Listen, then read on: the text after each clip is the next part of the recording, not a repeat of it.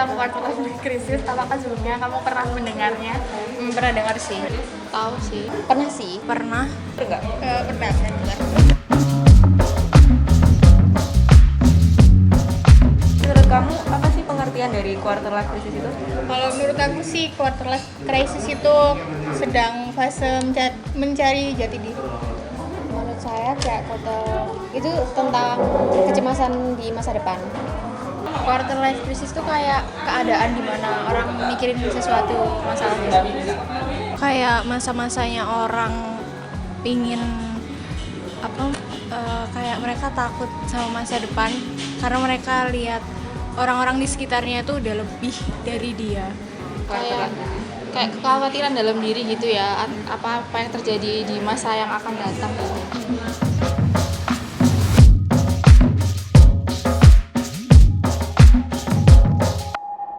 Di usia 20-an, menurut Anda wajar nggak jika seseorang itu berada di masa ini? Wajar. Wajar-wajar aja sih. Wajar banget. Wajar sih. Wajar sih kalau menurutku.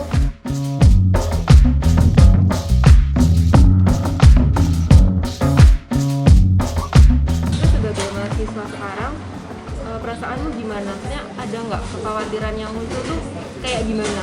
Ada, sering sih. Kalau menurutku karena aku juga semester akhir ya.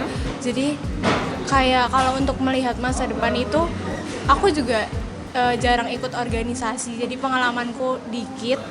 Jadi kalau menurutku aku melihat orang-orang yang lebih dari aku yang lebih banyak join organisasi, magang itu aku agak malu sih. Maksudnya kan untuk masa depan mereka lebih satu tahap di atasku buat diterima gitu peluangnya.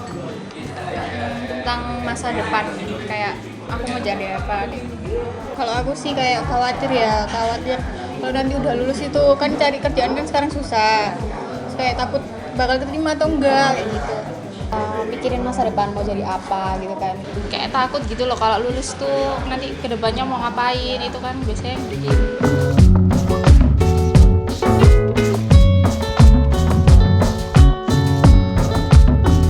Berapa sering memikirkan masa depan dan apa sih yang kamu rasakan ketika memikirkannya?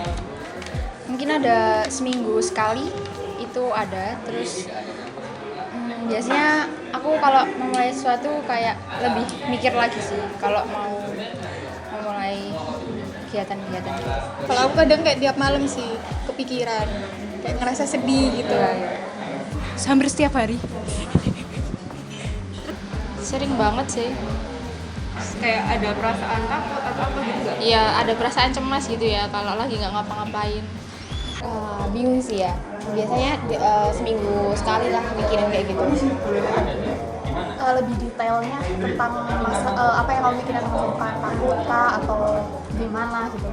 Detailnya hal apa sih yang bikin kamu mikirin masa depan itu? Ini sih cita-cita mau jadi apa ke depannya terus kayak gitu.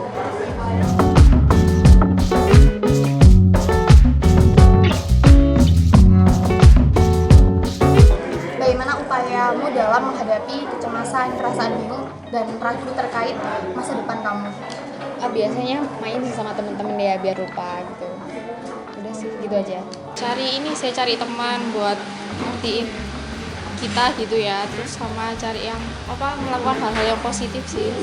Kalau aku biasanya sih, kalau dari aku sendiri aku nggak terlalu kayak peduli sama yang orang-orang post kayak kemajuan mereka atau mereka sampai mana gitu. Aku cuman fokus sama diriku sendiri kayak nyari pengalaman-pengalaman baru gitu sih. Sering ngasih afirmasi positif sih buat diri sendiri, kayak jangan suka banding-bandingin diri sama orang lain juga gitu. Aku dapat semangat dari teman-teman itu udah bisa jadi nggak jadi masalah gitu buat teman-teman. Buat aku untuk ngejalanin hari-hariku buat ngikirin masa depan kayak gitu sih. Makasih. Ya, sama-sama.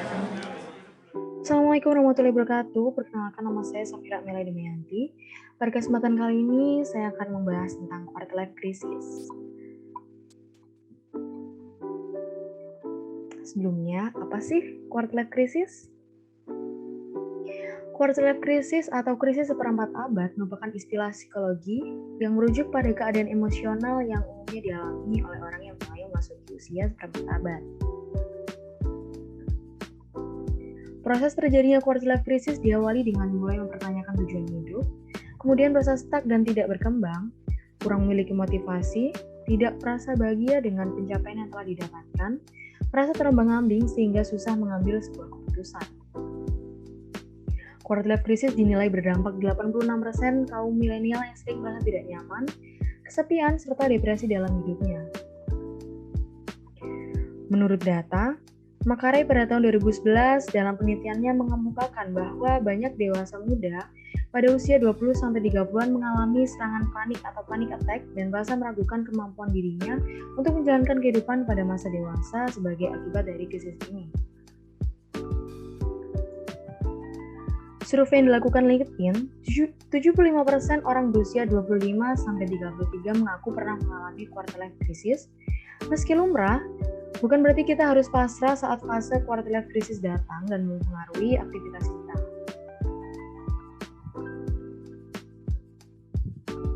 Selanjutnya yaitu kondisi-kondisi yang memicu terjadinya quarter life crisis. Kira-kira apa ya?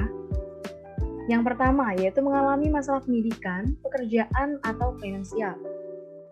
Yang kedua yaitu merencanakan karir dan masa depan. Yang ketiga menjalani hidup mandiri untuk pertama kalinya. Yang keempat menjalani hubungan romantis yang serius untuk pertama kalinya. Yang kelima mengalami putus cinta setelah menjalani hubungan yang serius sekian lama. Selanjutnya yaitu melihat teman sebaya sudah mencapai impiannya lebih dahulu. Yang terakhir, membuat keputusan pribadi atau profesional yang akan bertahan dalam jangka waktu yang lama. Oke, selanjutnya yaitu hal-hal apa sih yang sering dialami individu pada fase quarter life crisis? Yang pertama, sering merasa bingung mengenai masa depannya. Merasa terjebak dalam situasi yang tidak disukai. Sulit membuat keputusan ketika dihadapkan dengan beberapa pilihan. Kurangnya motivasi dalam menjalani aktivitas sehari-hari. Selanjutnya yaitu sulit menentukan apakah harus menjalani hidup sesuai dengan keinginan diri sendiri atau sesuai dengan tuntutan keluarga dan masyarakat. Khawatir akan tertinggal dalam ketidakpastian hidup seorang diri. Rasa iri dengan teman sebaya yang sudah lebih dahulu mencapai impiannya. Lalu, upaya apa sih yang bisa kita lakukan dalam menghadapi quarter life crisis? Yang pertama, yaitu berhenti membandingkan diri sendiri dengan orang lain. Karena membandingkan diri sendiri dengan orang lain justru akan membuat kita semakin khawatir dan hanya membuang waktu saja. Sebaiknya, fokus saja dengan bagaimana kamu bisa melewati satu hari dengan sebaik-baiknya. Selanjutnya yaitu ubah keraguan menjadi tindakan. Isi hari-hari dengan hal-hal positif untuk menemukan jawaban atas keraguanmu, hingga akhirnya jawaban tersebut datang dengan sendirinya. Misalnya, kamu bingung karena merasa tidak cocok dengan pekerjaan, di samping tetap menjalankan tanggung jawabmu dalam bekerja, kamu bisa mulai mengisi waktu luang dengan relaksasi, menambah wawasan, mencari kelas online untuk menambah keterampilan, atau mengobrol dengan teman untuk mendapatkan solusi. Yang ketiga, temukan orang-orang yang bisa mendukung Anda. Berada di sekeliling orang-orang yang bisa mendukung impian dan cita-citamu juga bisa menjadi cara untuk menghadapi quarter life crisis. Carilah orang-orang yang memiliki minat yang sama dengan kamu, atau orang-orang yang bisa menginspirasi dan membuat kamu menjadi orang yang lebih baik. Yang terakhir, jangan lupa untuk belajar mencintai diri sendiri. Ketika sedang terjebak dalam fase quarter life crisis, kamu mungkin akan cenderung mengabaikan berbagai kenikmatan yang sebenarnya kamu miliki. Padahal, untuk mencapai tujuan dalam hidup, kamu perlu menghargai dan mencintai dirimu terlebih dahulu. Quarter life crisis menyerang siapa saja, karena sesungguhnya masalah dalam hidup adalah suatu hal yang wajar. Dalam menghadapi fase ini, kita semua membutuhkan fisik dan mental yang kuat supaya krisis ini tidak berlanjut lebih jauh. Oleh karena itu, selain memperhatikan kebutuhan jiwa, jangan lupa juga untuk merawat diri, berolahraga, dan mengkonsumsi makanan yang bergizi untuk kesehatan tubuh, dan jangan takut untuk berkonsultasi dengan psikolog atau psikiater. Sekian yang dapat saya sampaikan, semoga bermanfaat. Wassalamualaikum warahmatullahi wabarakatuh.